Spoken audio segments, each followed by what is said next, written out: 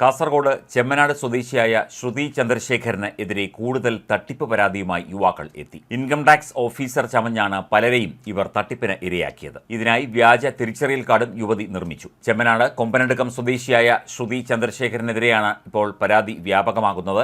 പുല്ലൂർ സ്വദേശിയായ യുവാവിനെ മംഗലാപുരത്ത് പീഡനക്കേസ് നൽകി ജയിലിൽ അടച്ചതോടെയാണ് യുവതിയുടെ തട്ടിപ്പ് പുറത്തുവന്നത്. സൗഹൃദം സ്ഥാപിച്ച് സ്വർണവും പണവും തട്ടിയെടുക്കുന്നതാണ് ശ്രുതിയുടെ രീതി. ചിലർക്ക് വിവാഹ വാഗ്ദാനം നൽകുകയും ചെയ്യും.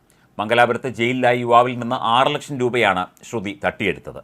പണം തിരികെ ചോദിച്ചപ്പോഴാണ് കേസിൽ കുടുക്കിയത് എന്ന് യുവാവ് പറയുന്നു. 28 ദിവസം ജയിലിൽ കഴിയേണ്ടി വന്നു യുവാവിന്. ഇൻകം ടാക്സ് ഉദ്യോഗസ്ഥ ചമഞ്ഞായിരുന്നു പലയിടത്തും തട്ടിപ്പ് നടത്തിയത്. വ്യാജ തിരിച്ചറിയൽ കാർഡും യുവതി നിർമ്മിച്ചിരുന്നു. പൊയിനാച്ചി സ്വദേശിയായ യുവാവും സമാനമായ രീതിയിൽ ശ്രുതിയുടെ തട്ടിപ്പിന് ഇരയായി. 2 കുട്ടികളുടെ അമ്മയാണ് ശ്രുതി ചന്ദ്രശേഖരൻ. എന്നാൽ വിവാഹം കഴിച്ചതോ കുട്ടികൾ ഉള്ളതോ ആയ കാര്യങ്ങൾ വെളിപ്പെടുത്താതെയാണ് യുവാക്കളുമായി സൗഹൃദം സ്ഥാപിക്കുന്നത്.